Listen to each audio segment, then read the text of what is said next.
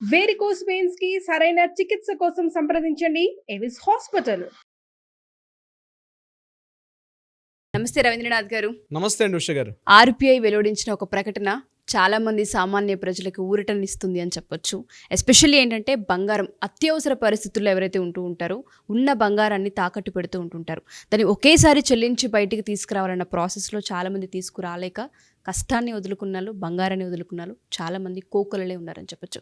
But దానికి బదులుగా నెల నెల ఇంత పే చేసుకోవచ్చు అన్న ఒక పాయింట్ ఇవాళ మాట్లాడుతున్నారు. దానికి సంబంధించిన పూర్తి వివరాలు ఏంటి సార్? ఒక మంచి ఇన్ఫర్మేషన్ మనకు ఆర్బీఐ నుంచి, రిజర్వ్ బ్యాంక్ ఆఫ్ ఇండియా నుంచి ఒక ప్రకటన వెలువడింది.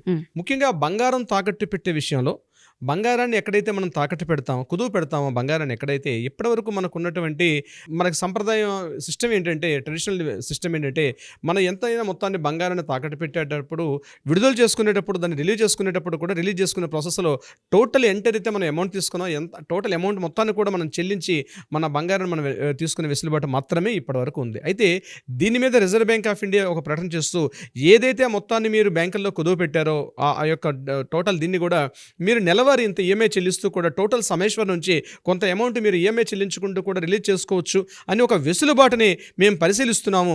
కమింగ్ నెక్స్ట్ 2025 సెప్టెంబర్ నుంచి రావచ్చు అని ఒక ప్రకటన అయితే విడుదలైంది. దీని మీద మేము చాలా వరకు సాధ్యాసాధ్యాలను పరిశీలిస్తున్నామని చెప్పి శక్తికాంత్ దాస్ గారు ఒక ప్రకటన కూడా విడుదల చేయడం జరిగింది. రిజర్వ్ బ్యాంక్ ఆఫ్ ఇండియా నుంచి ఆ ప్రకటన చాలా వరకు ముఖ్యంగా మధ్యతరగతి వ్యక్తులు, సామాన్య మానవులకి, ముఖ్యంగా డైలీ వేజెస్ చేసుకునే వాళ్ళకి, చిన్న చిన్న ఉద్యోగాలు చేసుకునే వాళ్ళు ఏదో మొత్తంలో రూపాయి దాచి కొంత మొత్తంలో బంగారాన్ని కొనుక్కుంటారు. ఆ బంగారాన్ని తమ ఆర్థిక అవసరాలకు ఉద్దేశించి బంగారాన్ని తాకట్లో పెడతాం. అయితే ముందు బంగారాన్ని ఏ రకంగా తాకట్టు పెడుతున్నాం అనే విధానం తెలుసుకున్నాక ఇది ఏ రకంగా మనకు ఉపయోగపడుతుంది అనేది మనం ఒక వివరంలోకి ప్రయత్నం చేద్దామండి ఉష గారు. ముఖ్యంగా మనం ఏం చేస్తామంటే, గోల్డ్ పర్చేజ్ చేసుకునేటప్పుడు రకరకాల కారణాలతో పర్చేజ్ చేస్తాం. అంటే ఏదో ఒక విషయం, అమ్మాయి మ్యారేజ్ కావచ్చు, లేకపోతే జాబ్ పాయింట్ ఆఫ్ వ్యూ కావచ్చు, లేకపోతే ఫ్యూచర్లో మనకి ఇన్వెస్ట్మెంట్గా ఉపయోగపడుతున్న దేశం కావచ్చు, దేనికైనా రకరకాల కారణాలు తెచ్చే కొంత బంగారాన్ని మనం పర్చేజ్ చేస్తాం.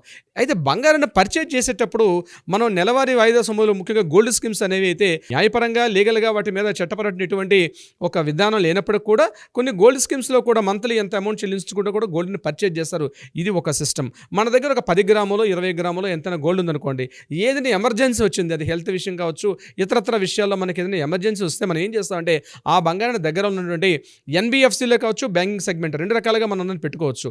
ఎన్బిఎఫ్సీ అంటే నాన్ బ్యాంకింగ్ ఫైనాన్స్ సెగ్మెంట్స్. అంటే ఇప్పుడు మనకి మార్కెట్ వస్తుంది ముత్తూట్ ఫిన్కార్ప్ అని రకరకాలు ఏదైతే ఉన్నా ఎన్బిఎఫ్సీలు, వీటిలో కూడా ప్రత్యేకంగా ఈ గోల్డ్ లోన్స్ ఇచ్చినటువంటి సంస్థలు, ఇట్లాంటి ముత్తూట్ మినీ అని, ముత్తూట్ ఫినాన్స్ అని, ముత్తూట్ ఫిన్కార్ప్ అని, ఇట్లాంటి సంస్థల ద్వారా మనం వెళ్తాం, బంగారాన్ని అక్కడ పెట్టుకుంటాం. మన బంగారాన్ని అక్కడ కుదువు పెట్టిన తర్వాత వాళ్ళు ఇంట్రెస్ట్ పే చేస్తారు. దానికి మంత్లీ ఇంట్రెస్ట్ ఉంటుంది. ఏదైతే యాక్చువల్ గోల్డ్ రేట్ ఈ రోజు ఎంత కాస్ట్ ఉంటుందో అంత కాస్ట్లో 60-65% వరకు మాత్రం ఇస్తారు. ఒకవేళ gold fluctuations, daily up downs, చాలా డ్రాస్టిక్ చేంజెస్ ఉండేటప్పుడు మాత్రం చాలా తక్కువ మొత్తంలో ఇస్తారు. స్టడీగా ఒక 3 months 4 months వరకు స్టడీగా గోల్డ్ రేటు కంటిన్యూ అవుతున్నప్పుడు ఒక ఫిక్స్డ్ రేట్ని నిర్ణయిస్తారు. దాని తగ్గట్టుగా గ్రాముకి రేట్ నిర్ణయిస్తారు. ఆ గ్రాము రేటు ప్రకారం మనం మంత్లీ ఒక 10 గ్రాములు పెట్టామంటే వాళ్ళు నిర్ణయించిన రేటు ప్రకారం మనకి ఇన్ని గ్రామ్స్కి ఇంత అమౌంట్ వస్తుందంటారు, మనం తీసుకొని పెడతాం. దీని తర్వాత అది వాళ్ళు ఒక 12 monthsకో 11 monthsకో పెడతారు. ఎవ్రీ మంత్ ఇంట్రెస్ట్ పే చేయమంటారు. ఎవ్రీ మంత్ ఇంట్రెస్ట్ పే చేసుకున్నంత కాలం ఉంటుంది. మన కంటిన్యూ ఈఎంఐస్ పే చేసుకున్నంత కాలం డిస్టర్బెన్స్ ఉండదు. ఒకవేళ ఈఎంఐస్ పే చేయకుండా మనం పెట్టినటువంటి ఆ గోల్డ్ మళ్ళీ మనం రికవర్ చేసుకోకపోతే అప్పుడు ఏం చేస్తారంటే, వాళ్ళు మనకు మళ్ళీ నోటీస్, వాట్సాప్ మెసేజ్ కావచ్చు, టెక్స్ట్ మెసేజ్ చేస్తారు. వాళ్ళు ఇమీడియట్గా నోటీస్కి మనం రిప్లై కాకపోతే అది గోల్డ్ ఆక్షన్లోకి వెళ్ళిపోతుంది. ఆ గోల్డ్ ఆక్షన్లో దాన్ని కూడా వాళ్ళు సేల్ చేసే అవకాశం కూడా ఉంటుంది. ఇది యాక్చువల్గా పద్ధతి. ఇక్కడ చాలామంది ఇదే ప్రాబ్లం అనమాట. అంటే ఫర్ ఎగ్జాంపుల్ మనకు 2 lakhs 3 lakhs రూపీస్ మనం తీసుకున్నాం అనుకోండి, ఆ బ్యాంక్ నుంచి తీసుకున్నప్పుడు మన అమౌంట్ మొత్తాన్ని కూడా ఒకేసారి మనం చెల్లించలేని పరిస్థితి. టోటల్ అమౌంట్ ఒకసారి చెల్లించమని కూర్చుంటారు. ఈఎంఐస్ కట్టించుకుంటారు. సరే, ఇక్కడ మంత్లీ ఇంట్రెస్ట్ కట్టించుకుంటారు.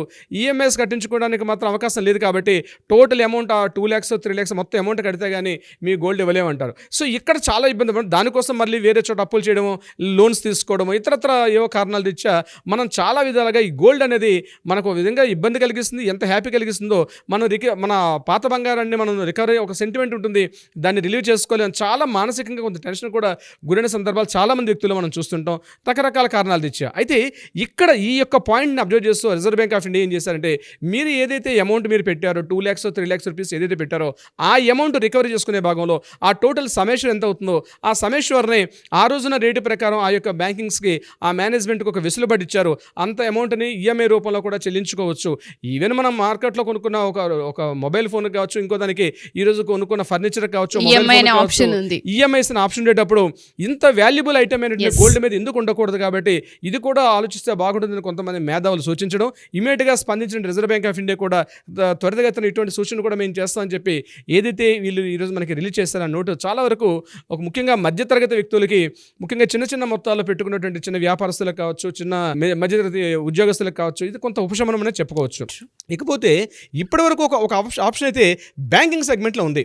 ముఖ్యంగా ఏదైనా హెచ్డిఎఫ్సి బ్యాంక్స్ కావచ్చు, లేకపోతే గవర్నమెంట్ బ్యాంక్స్ కావచ్చు, ఎస్బీఐ కావచ్చు, కెనరా బ్యాంక్, ఇట్లాంటి ప్రభుత్వ రంగ బ్యాంకులు కావచ్చు, నాన్ బ్యాంకింగ్ అంటే ముఖ్యంగా ఈ ముఖ్యంగా ఐసిఐసి కావచ్చు, పిఎన్బి కావచ్చు, ఇట్లాంటి కొన్ని బ్యాంక్స్ కూడా వీళ్ళలో కూడా ఈఎంఐ సౌకర్యం ప్రెజెంట్ ఉంది. అంటే ఫర్ ఎగ్జాంపుల్ ఎన్బిఎఫ్సి నేను చెప్పిన ముత్తూట్ ఫిన్కార్ప్ ఇట్లాంటి ఈ సెగ్మెంట్ ఎక్స్క్లూజివ్ గోల్డ్ కోసం పనిచేస్తున్నారు కాకుండా బ్యాంక్స్లోనే కూడా గోల్డ్ ఆభరణాలు, బంగారు ఆభరణాలు పెట్టుకొని మీకు రుణ సదుపాయం కల్పిస్తామని చెప్పిన ప్రతి బ్యాంకులో ఈ ఆప్షన్ ఉంటుంది. అక్కడ బ్యాంకింగ్ సెగ్మెంట్లో రేట్ ఆఫ్ ఇంట్రెస్ట్ తక్కువగా ఉంటుంది. ఎట్ ద సేమ్ టైం ఏదైతే టోటల్ సమేషన్ ఉంటుందో వాళ్ళకు సూచన చేస్తారు, టోటల్ ఇంత సమేషన్ ఉంది కాబట్టి మంత్లీ మీరు పే చేసుకునే వెసులుబాటు కనిపిస్తారు. కానీ అది కూడా కొంత కాంప్లికేటెడ్గా ఉంటుంది. ఎందుకంటే ఆ అమౌంట్ కూడా చాలా లార్జ్ స్కేల్లో ఉంటుంది కాబట్టి మనం ఈఎంఐలో పే చేయడం కూడా చాలా కష్టం అవుతుంది. తర్వాత వాళ్ళు లాకిన్ పీరియడ్ పెడతారు. అక్కడ ఖచ్చితంగా 6 months హోల్డ్ చేయాలి, 1 year ఇక్కడ హోల్డ్ చేసి తప్పించి ఈ ఆప్షన్లోకి మీరు ఇందులో వచ్చే అవకాశం ఉండదని చెప్పి వాళ్ళు కొన్ని విధి విధాన ప్రక్రియలు స్ట్రాంగ్గా ఉంటాయి. అందుకని చాలామంది ఏం చేస్తారంటే ఈ బ్యాంకింగ్ సెగ్మెంట్ ఇంట్రెస్ట్ రేట్ తక్కువ అయినప్పుడు కూడా, ఎన్బిఎఫ్సి ఇంట్రెస్ట్ రేట్ ఎక్కువైనప్పుడు కూడా వితిన్ 2 minutes 5 minutes మేము గోల్డ్ లోన్ ఇస్తామని చెప్పి అక్కడికి వెళ్తారు తప్పించి బ్యాంకింగ్ సెగ్మెంట్ వెళ్ళకపోవడానికి కారణం అంటే కొంత కాంప్లికేటెడ్గా ఉంటాయి అక్కడ సిస్టమ్స్ అన్నీ కూడా. బట్ అవి కూడా ఈ మధ్య వెసులుబాటు చేశారు. అయితే ఇక్కడ ఎన్బిఎఫ్సిస్ కావచ్చు, banking segment, non banking segment ఏదైనా కావచ్చు, వీళ్ళందరూ కూడా ఈఎంఐ సౌకర్యం అని ఏదైతే ఇప్పుడు Reserve Bank of India RBI ప్రకటించారో ఇది మాత్రం డెఫినెట్గా అందరం కూడా మనం ఆహ్వానించదగ్గ విషయమే. ఎందుకంటే ఎక్సలెంట్ ఆప్షన్ ఇది జరగాలి. ప్రతి మధ్యతరగతి వ్యక్తి కూడా ఈరోజు హ్యాపీయెస్ట్ మూమెంట్ చేసుకోవాలనుకుంటే బంగారాన్ని ఎమర్జెన్సీగా పెట్టుకుంటాడు. ఇన్వెస్ట్మెంట్ కోసం పర్చేజ్ చేసింది కూడా ఒకేసారి టోటల్ సమేశ్వర్ చెల్లించలేడు కాబట్టి కొంత మొత్తాల్లో ఆ యొక్క అమౌంట్ని కూడా రికవర్ చేసుకునే అవకాశం ఉన్నటువంటి ఆప్షన్ ఏదైతే ఉందో దీంట్లో చాలా మంచి విషయం. అయితే ఇక్కడ ఆర్బీఐ ఓన్లీ దీని ఒక్కదాని విషయం మీద కాకుండా కూడా ఇంకొక కాస్త ముందుకు వెళ్తే బాగుంటుంది. ముఖ్యంగా దీనికి భద్రత కల్పించే విషయంలో చాలా వరకు అవకాశాలు తీసుకొస్తున్నారు. ఈ మధ్య కొన్ని చోట్ల చూస్తున్నాం, ముఖ్యంగా ఈ ప్రైవేట్ ఎన్బిఎఫ్సిలో పెట్టుకునేటప్పుడు కొన్ని దొంగలు, దోపిడీదారులు గురై కూడా మన బంగారాన్ని మిస్ అయ్యే చాలా కాంప్లికేషన్స్ చూస్తున్నాం.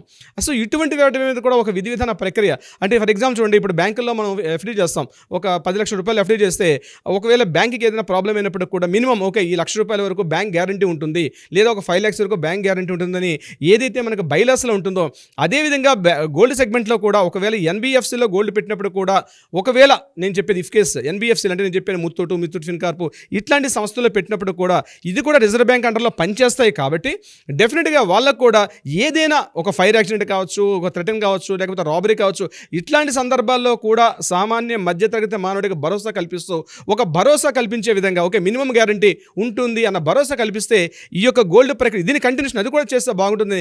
బీయింగ్ అన్ అడ్వకేట్గా నా యొక్క సూచన అండి ఉష గారు. డెఫినెట్గా సార్. సో మీరు అన్నట్టుగానే సామాన్య మానవుడికి కావచ్చు, మధ్యతరగతి కుటుంబాలకు కావచ్చు, ఇది ఒక మంచి మూమెంట్, ఒక మంచి వార్త అని చెప్పడంలో అతిశయోక్తి లేదు. Thank you sir. Thank you so much. Thank you so much Usha గారు. సుమన్ టీవీలో మీ పర్సనల్ అండ్ బిజినెస్ ప్రమోషన్స్ కోసం కింది నెంబర్కి కాంటాక్ట్ చేయండి.